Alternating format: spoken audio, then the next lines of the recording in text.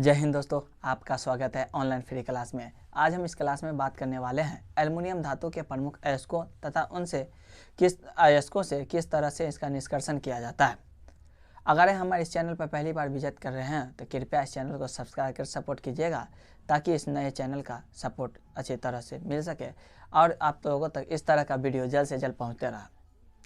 Board के exam में बार बार पूछे जाने वाले ये एल्युमिनियम का निष्कर्षण तथा इनके प्रमुख अयस्कों को आज हम अच्छी तरह से पढ़ेंगे ताकि अगर ये बोर्ड के एग्जाम में आते हैं तो पूर्ण रूपेण बनाएंगे। तो सबसे पहले जानेंगे एल्युमिनियम जो है धातु, इस एल्युमिनियम धातु का संकेत जो है वह Al होता है, संकेत Al होता है तथा परमाणु संख्या इसका 13 है। परमाणु संख्या इसका 13 है। एल्युमिनियम धातु के जो प्रमुख अयस्क है वह है बॉक्साइट, कोरंडम, क्रायोलाइट। प्रमुख अयस्कों में से बॉक्साइट से एल्युमिनियम धातु का निष्कर्षण किया जाता है। सबसे पहले हम देखेंगे कि ये तीनों जो अयस्क के प्रमुख हैं इनके सूत्र क्या होते हैं। तो ये एल्युमिनियम के प्रमुख अयस्क पहला बॉक्साइट है जिनका सूत्र Al2O3.2H2O होता है। दूसरा कोरंडम जिसका सूत्र Al2O3 डायरेक्ट है, इसमें कोई जल के अणु नहीं होते हैं। तीसरा क्रायोलाइट जिनका सूत्र Na3AlF6 होता है। इस अयस्कों में से सबसे प्रमुख अयस्क बॉक्साइट को माना जाता है जिससे एल्युमिनियम धातु का निष्कर्षण किया जाता है। तो चलिए एल्युमिनियम धातु का जो निष्कर्षण है वह बॉक्साइट अयस्क से देखते हैं। तो बॉक्साइट अयस्क से एल्युमिनियम धातु का निष्कर्षण के लिए सबसे पहले हम बॉक्साइट अयस्क को सोडियम हाइड्रोक्साइड से अपक्रिया कराते हैं। कराने के बाद सोडियम एल्युमिनेट बनता है। सोडियम एल्युमिनेट, ये देखिए बॉक्साइट अयस्क का सूत्र है, इसमें सोडियम हाइड्रोक्साइड से जब हम अपक्रिया कराए हैं तो ये सोडियम एल्युमिनेट प्राप्त हुआ है। जब इस सोडियम एल्युमिनेट को पुनः हम छान लेते हैं और छानने के बाद इसमें ताज़ा जल को डालते हैं तो डालने से सोडियम एल्युमिनेट डाल देते हैं तो सोडियम एल्युमिनेट सोडियम हाइड्रोक्साइड बनकर अवक्षेपित हो जाता है, यानी अवक्षेप के रूप में प्राप्त हो जाता है। ये जो है सोडियम एल्युमिनेट यानी NaLO2, ये सोडियम एल्युमिनेट पुनः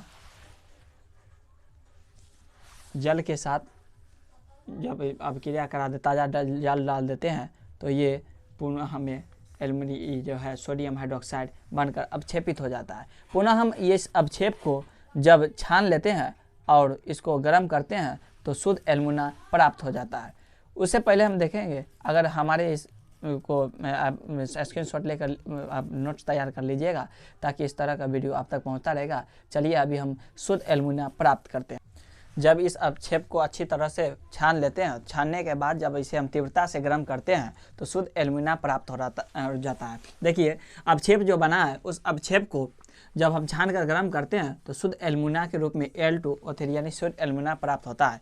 जब इस शुद्ध एल्युमिना को हम विद्युत अपघटित करते हैं तो शुद्ध हमें एल्युमिनियम का निष्कर्षण हो जाता है। देखिए जब हम इस शुद्ध एल्युमिना को विद्युत अपघटन करते हैं तो कैथोड पर जो है शुद्ध एल्युमिनियम तथा एनोड पर ऑक्सीजन मुक्त हो जाती है। जो कि देखिए ये जो शुद्ध एल्युमिना प्राप्त हुआ है इसे विद्युत अपघटन करने पर हमें कैथोड पर एल्युमिनियम तथा एनोड पर ऑक्सीजन प्राप्त हो रहा है।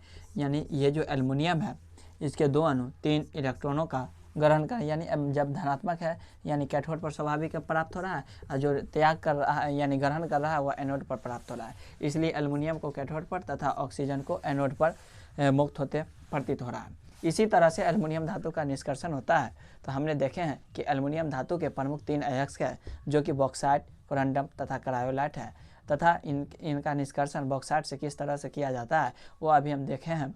तो हमारे इस तरह के वीडियो देखने के लिए और बोर्ड के एग्ज़ाम में अच्छी तरह से क्वेश्चन बनाने के लिए प्लीज़ हमारे इस चैनल को सब्सक्राइब कर लीजिएगा और इस वीडियो को देखने के लिए थैंक्स फॉर वॉचिंग।